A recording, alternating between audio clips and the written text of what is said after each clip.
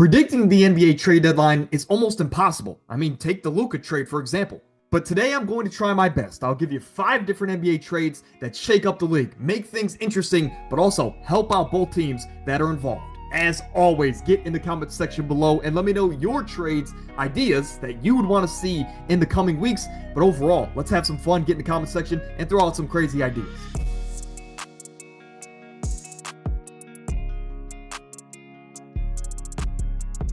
Before we get into today's show, I want to throw it out there very quickly. Super Bowl coverage is this Thursday. So as far as preview picks, best bets, and more, Amir will join the show for that. And also, if you love NFL draft content, I will link that channel in the comment section below. We are pumping out content almost daily as far as positional rankings, mock drafts, and more. So if that interests you, of course, check that out.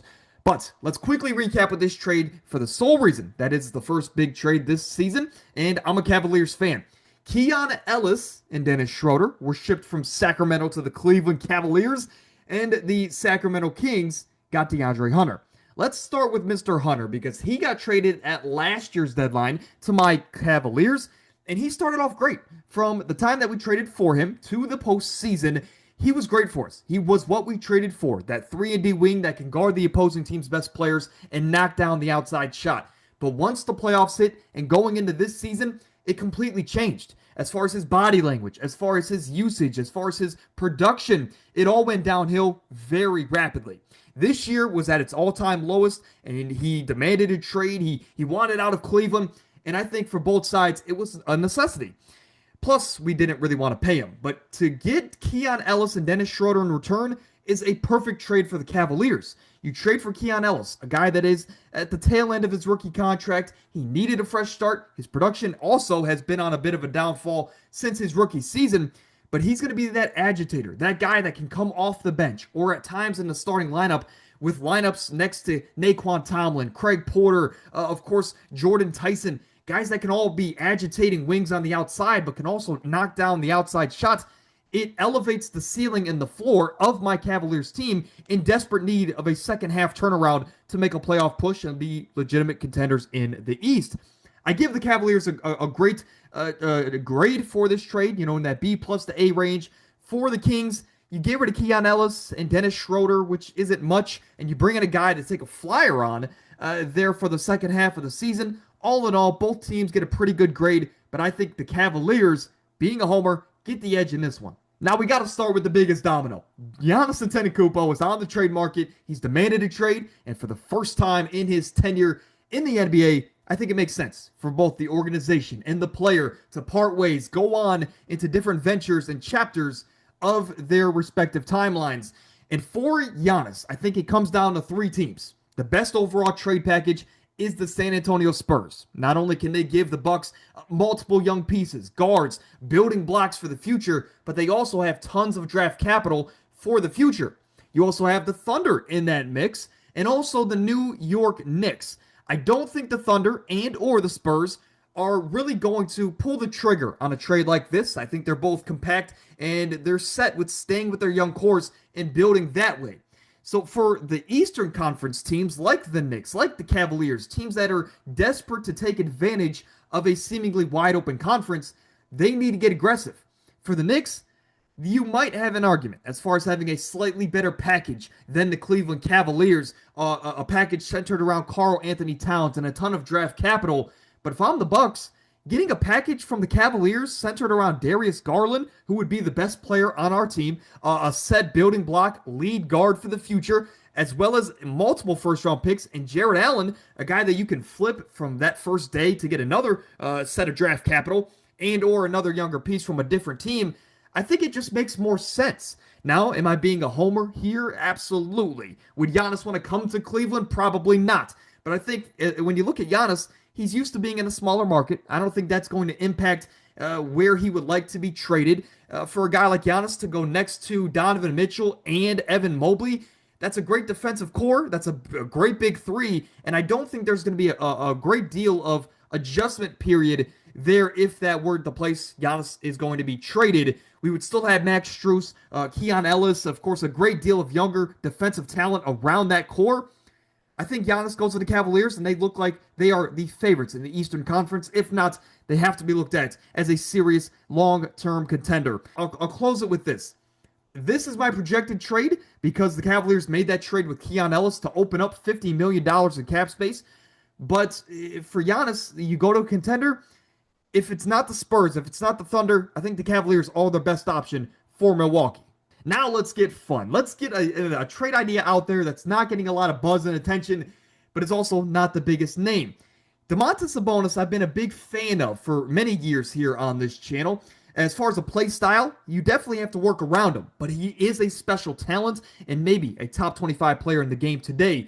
The problem is, it's kind of hard to really find a trade idea and a trade destination for him, but I think I found the one. Sacramento would trade Domantas Sabonis to the Toronto Raptors in exchange for Immanuel Quickley and his large contract, Ochai Agbaji, and 2 first-round picks. Now, the reason for Sacramento that I settled on Quickley over an RJ Barrett is the fact that they just traded for DeAndre Hunter. They have a bunch of wings and 2 guards that they can work with for the future. Plus, I'm not sure Zach LaVine is going to decline that $40+ million contract for next year. So you can keep Zach LaVine on the roster for this season and next year as well. Getting an Immanuel Quickley gives you that lead guard for the future. And again, you still have guys like DeMar, Keegan Murray, DeAndre Hunter. You need a guy that can get those guys in their spots and have this offense humming at a completely higher level. Plus, he can also learn from Russell Westbrook. Getting an Ochai Agbaji is just a cap filler, but getting the multiple first-round picks and an Immanuel Quickley for Domantas Sabonis, I think makes a lot of sense for the Sacramento Kings. Now, for Toronto, the reason why this works out so beautifully is you can hold on to RJ Barrett for at least the second half of this season. Obviously, you keep Scotty Barnes, Brandon Ingram. You would, of course, still have guys like Mamu off the bench with CMB as well. You have a great head coach in Darko Rajakovic. And to get a guy that could be that pseudo point guard in Domantas Sabonis, a guy that could be your leading scorer, but also just a dirty work guy, a guy that does all the little stuff. Sure, he's one of the league's best rebounders. Sure, he has worked to improve his outside shooting ability in recent years. But again, he is that dirty work guy next to Barnes that can really muck things up and keep this identity that Darko has built over the last year and a half there in Toronto. I love this trade for both teams. For the Raptors, you get aggressive in a wide open East. For the Kings, you get a great package in return for a guy that's only going to help keep you away from one of the top picks in the draft lottery for years to come. Now let's talk about the obvious one. I've centered around this trade for months now on the channel. Lauri Markkanen gets traded to the Detroit Pistons in exchange for Tobias Harris, Jaden Ivey, and a 2026 first-round pick, which is key. Because for the Utah Jazz, you're shipping off a guy like Lauri, who is clearly helping you play much better basketball than you intend to, especially in a draft class now that has some guys that are heavy hitters. Guys like Darren Peterson, AJ DeBonsa, Cameron Boozer, guys that can really change the trajectory of your franchise. You want to give your franchise the best overall chance to get one of those guys. And that would entail trading a Lauri Markkanen and or shutting him down for the season. For Lauri, you get to go to Detroit to reunite with your former coach and JB Bickerstaff and to be that secondary shot creator and spacer, which is so needed there next to Cade Cunningham in that Detroit offense. Sure, Detroit has a great defense. Sure, they are finding ways to win and they are top of the Eastern Conference. But when it gets to the Eastern Conference playoffs, they're going to be a very one-dimensional offense if they don't make a trade like this. Getting a Lauri Markkanen not only elevates their floor, it elevates their ceiling, and I think it could take them from being a good playoff contender to a legitimate playoff contender, not only in the East, but as far as winning the whole damn thing. I love Lauri to Detroit. He's a seamless fit. There's not going to be much of a meshing period, and he fills so many voids in so many different ways. And for them to only trade Tobias Harris, who's an aging veteran, Jaden Ivey, who is very inconsistent health-wise, and a first-round pick this year, which is going to be towards the tail end of the first anyway, makes too much sense for both sides. I love Lauri to Utah, even if it entails one more first-round pick. Now, this one isn't the funnest trade idea, but hey, for the Warriors, you get aggressive. With Jimmy Butler going down, you still want to compete and capitalize on having Steph Curry on your roster, especially with how well he's playing. To trade Jonathan Kuminga and to end this drama and this endless cycle year after year of trying to trade him, playing him some nights, not playing him others, to get a Nikola Vucevic, a guy that is a borderline all-star big every single season, a guy that can open up the offense, a guy that is a great screen setter, a guy that can do a lot of things offensively, would be fun in this Warriors system. Not to mention, he can also space the floor, which of course they love there in Golden State. To get a Nikola Vucevic, a guy that can help you win now, makes a lot of sense, as well as a future second-round pick, which of course you're getting the better player and draft capital. But the reason I gave them that second-round pick is because for Chicago, it is an extremely great buy low spot to bring in a Jonathan Kuminga for an aging veteran big man that you're losing in the offseason for nothing. It makes a lot of sense. You know, you plug Kuminga with all these wings like Okoro, like Patrick Williams, who's not great, Josh Giddey, of course, Kobe White. It makes a lot of sense because now you have a team that is so young, so fun. They're going to get up and down more so than ever. Again, it's a buy low spot for a Chicago team that can't really bring in big names like they used to. So why not? Both teams, let's do something. Shake things up here at the deadline. And finally, this one might be the most unrealistic, but I thought it made a lot of sense on paper. For the New Orleans Pelicans, they obviously have a lot of pending free agents. Guys like Jose Alvarado. And this is an organization where they've been stuck in mud, whether if it's because of Zion's health, whether if it's because the fact that they're just not winning a lot of games. They need some changes, right? DeJounte Murray is still coming back from injury. He is, of course, hurt. They have guys like Herb Jones, Trey Murphy, guys that can garner a lot of trade value around the league. But if they just keep holding on to these guys and they're just sitting in the lottery year after year, eventually you got to say, hey, let's just change things up just to change things up.